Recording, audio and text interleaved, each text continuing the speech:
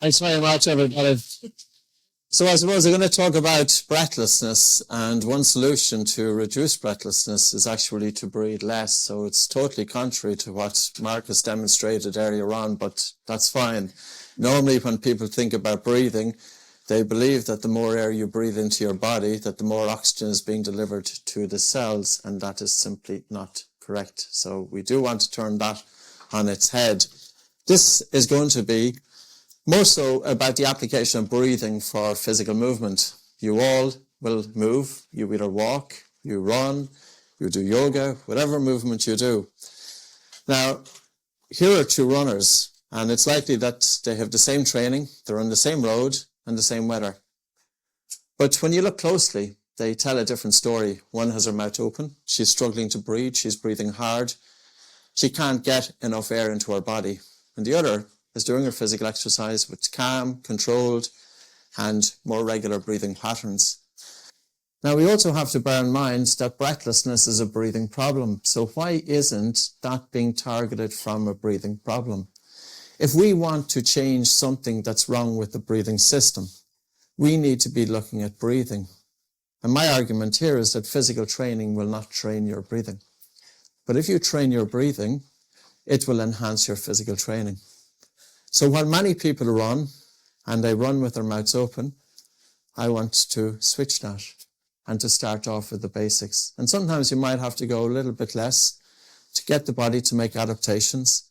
And once those adaptations happen, then that will improve your physical performance. So when I look at the drivers that cause breathlessness and drive the sensation of breathlessness, there are 6.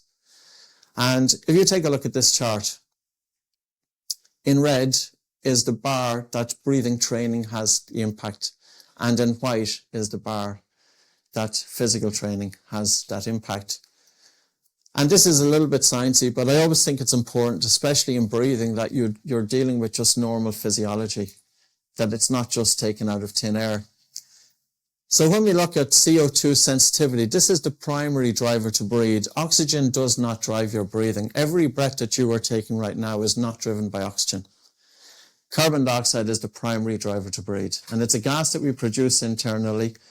And we only breathe to get rid of about 15% of the gas that we produce. We actually hold on to 85% of that gas. But if we're overly sensitive to carbon dioxide, we are going to be breathing hard and fast. So going back to the runner who was struggling to breathe, one question to ask there is, what is our chemosensitivity to carbon dioxide? The second aspect is our ventilatory pattern. How are they breathing in their normal everyday? Are they breathing hard, upper chest? Are they breathing fast? Are they breathing irregular? Because if you have poor breathing in your normal everyday, it's not going to suddenly fix itself when you're doing physical exercise. Next is the acid-base balance. If you overbreathe during physical exercise, you get rid of too much carbon dioxide. And what happens then? Your blood vessels constrict. So people with cold hands and cold feet, that's not necessarily down to a warm heart. That's down to breathing too much air often. And if you practice breathing a little bit less air, to expose yourself to an increase of CO2, and you feel air hunger, you'll often notice that your hands, the temperature of your hands, will improve. Now, it's not just the temperature of your hands, it's 50,000 miles of blood vessels throughout the body. And I often find it so strange that people are teaching breathing and they don't look at the basic physiology of what happens when you do a particular breathing exercise. O2 delivery. Here, physical training, of course, it's going to help with O2 delivery. It strengthens your heart, it powers the muscles, and it drives your movement. But yet, if we look at the red bar there, and if we look at CO2 sensitivity, breath training is the one that drives that the most. Ventilatory pattern, that again is breath training. Acid-base balance is breath training. O2 delivery, yes, physical training has the lead, but breath training also plays a role here. Because you can influence your breathing, not just what's coming into your nose or mouth, but you can influence it downstream. We can literally influence oxygen delivery from the blood to the tissues and organs. And I can genuinely say, if you look into the science of this, you can improve blood flow to your brain by between 5 and 10% just by breathing a little bit less air. And I will talk about that also in the context of physical exercise. Respiratory muscle fatigue. So, of course, if you're working a muscle very hard, that muscle can be prone to fatigue. And if the diaphragm fatigues, which is your main breathing muscle, if that gets tired, the body is going to sacrifice other functions to maintain respiration. And what happens is that blood is stolen from the legs to feed the diaphragm.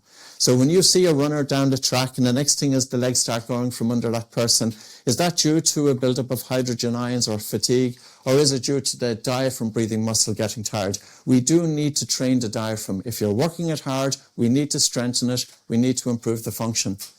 Lastly, probably most important, is the psychological perception of breathlessness, that raw feeling of air hunger, because that can generate a fear response. And air hunger is a primal fear. So how do you train it?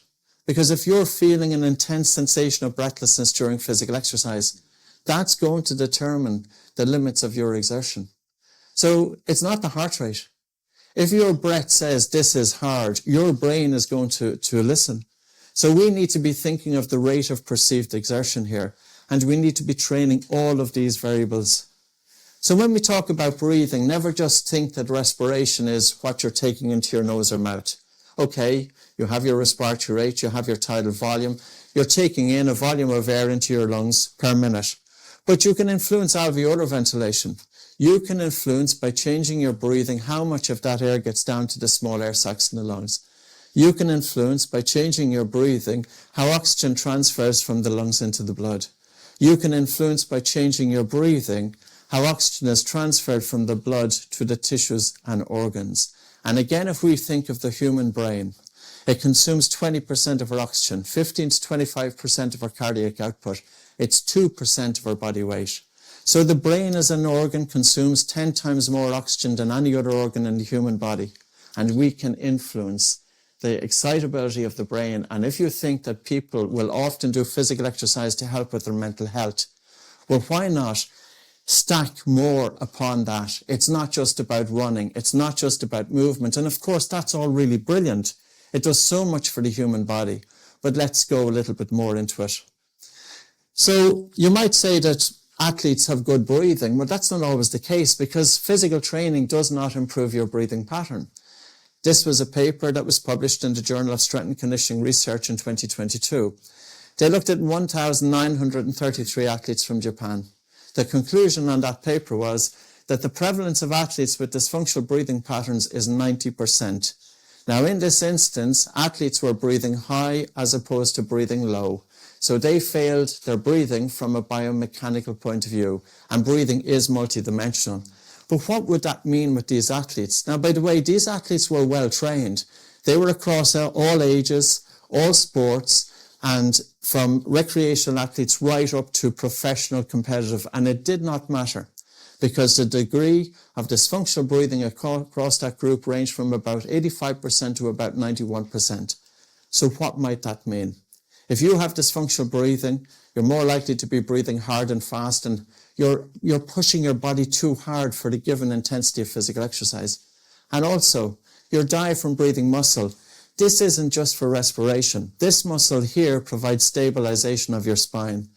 Breathing and movement go together. If breathing is dysfunctional, movement is dysfunctional, and if movement is dysfunctional, the athlete is at a greater risk of injury. Poor recovery, because these individuals with dysfunctional breathing, they have an increased stress in the system, and they're spending more time, that increased sympathetic drive, and less time in terms of recovery. So it does have a real effect, and it doesn't just have a real effect on the athlete's fitness ability, it has a real effect on their health, because this is something that we do have to bear in mind. Is there a time during physical exercise that people are simply pushing it too hard? And especially if they don't have the breathing on par with that. Now, you can get an idea of how you breathe. This is the body oxygen level test. It's a simple breath hold time, or Bolt score. You take a normal breath in through your nose and out through your nose, and you pinch your nose and you hold your breath. And you time it in seconds. How long can you hold your breath for until you feel the first definite desire to breathe? It's not the maximum length of your breath hold. It's the length of time that you can hold your breath for and still have normal breathing when you resume breathing. This gives you feedback of your sensitivity to the gas carbon dioxide, the gas that I spoke about earlier on, because that is the primary driver to breathe. But it also gives you some feedback on your perception of air hunger. So, for example, if we had somebody who's prone to panic disorder, they can have quite a strong alarm reaction to the feeling of air hunger or suffocation. So it can give us some insight on that as well. It's not perfect, but it gives us a good idea. And a test studied by Kyle Kiesel, a professor of physical therapy, looked at 51 individuals. His conclusion was that if your breath hold time is described there, if it's above 25 seconds, there's an 89% chance that your breathing is functional. 25 seconds. Now that might be an interesting one to measure here in the room and to see where you stand with that. Now when we're working with elite athletes, we expect them to get up to 40 seconds. But for example, I have seen both scores as low as 3 seconds with people with long COVID. When there's dysregulation of the nervous system, breathing is really, really impacted. And if you have a low breath hold time, you struggle to breathe, you breathe faster, you breathe harder, you breathe upper chest, you feel air hunger. This can be trained. How do you train it? The nose is really where it's at when it comes to breathing. Now, I'm not saying that never breathe through an open mouth. No, we have to be realistic. But where I'm saying is your mouth does nothing for breathing. All you have to do is look inside your mouth. You will see your teeth, your tongue, your hard palate, your soft palate, your gums, saliva. Is there anything inside the mouth that serves any purpose when it comes to breathing? And the answer is no. And if evolution decided that the mouth was for breathing, there would be something inside the mouth to serve that purpose. There's not. Your nose has a minimum of 31 functions. And when you breathe through your nose, you really do influence gas exchange. It's protecting your airways, but also, in terms of nasal breathing, the whole relaxation response. Because if we have a habit of mouth breathing, whether it's during rest or exercise or sleep, we are breathing faster in upper chest. And what is our body telling the brain?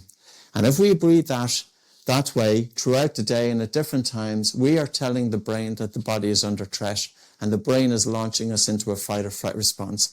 Starts with the nose. You can bring that into your way of life, look at the signs and do a little bit of digging in terms of physiology. But breathing light, breathing less air, this is something too you can practice. You soften and slow down your breathing to the point that you feel that you're not getting enough air.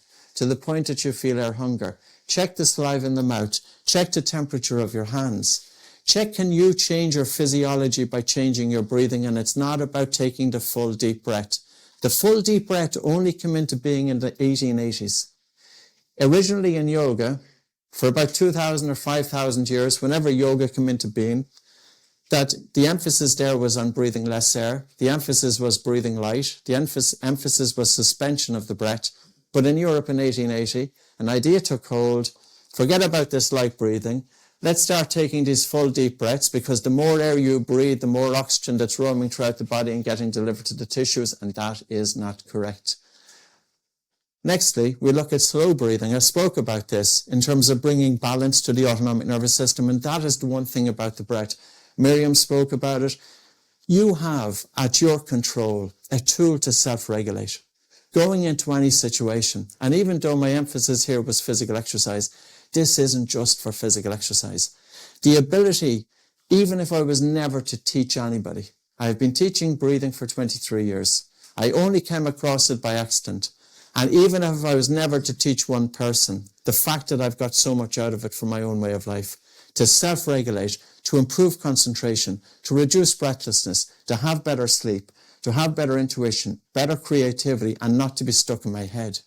And these are the tools that we should be taught in school. You know, and those are also the same tools that make it necessary to get a good education. I went through 12 years of formal education, so did you, where we trained how to concentrate, but where we get the tools to be able to concentrate. Now, breathing deep is not about taking big breaths, by the way. That is simply having good recruitment of this muscle here, the diaphragm. You don't have to breathe deep. You don't have to breathe big to breathe deep. Now, to spice it up a bit, we do some breath holds. So with athletes, we often get them sprinting with breath holds, 40-meter sprints. We push these guys. These are highly trained individuals. We lower their blood oxygen saturation. We increase their carbon dioxide. We put them into a strong psychological perception of air hunger to train their body to make adaptations. And those adaptations carry through to sports performance. Now you might say it's impossible to breathe through your nose during physical exercise. There's 4 key factors here that will influence your ability. 1 is your functional breathing. Number 2 is the size of your nasal airway. If you have a very narrow nasal airway, of course it's going to restrict your breathing and make it that little bit more difficult, so you would have to use a nasal dilator. Number 3 is your fitness levels. Of course, if somebody has a good grounding in fitness, it can help with that transition. But I will say this, a lot of people won't do physical exercise because of the overly sensation of breathlessness. Why not practicing targeted breathing exercises first? To channel and to reduce your perception and sensation of breathlessness, so that then when you do physical exercise, it's manageable and it's more enjoyable. So don't let the sensation of breathlessness put you off doing physical exercise. Train your breathing first, but you have to train it in a specific way. You don't want to increase your sensitivity to carbon dioxide, you want to reduce it. You don't want to be weakening your breathing muscles, you want to strengthen them. And the 4th then is the period of adaptation. But genuinely, you can train your breathing to do your physical exercise with breathing in and out through the nose. Any athlete knows that if you want to strengthen something, you have to add an extra load onto it. And when you breathe through your nose, you add an extra resistance to your breathing. You're forcing your body to do physical exercise with less ventilation.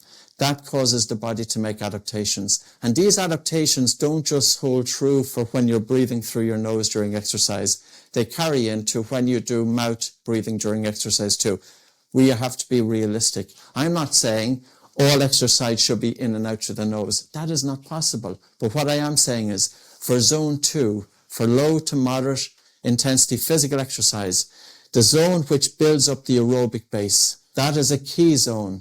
So when you do that with your mouth closed, the adaptations that happen in zone 2 will carry in to zone 5. So it's never a time wasted. Now I'm going to come back to these 2 runners here. Which one would you rather be? The one with the mouth open that's struggling to breathe, that's breathing hard and heavy in upper chest, or the one with calmer and more controlled breathing? You don't change your breathing by doing physical exercise. And the reason being is because most physical exercise is done, even at low to moderate intensity, with the mouth open. If you need to train your breathing, you have to start with the nose, but also think about breathing light, breathing slow, and breathing deep. Thank you very much.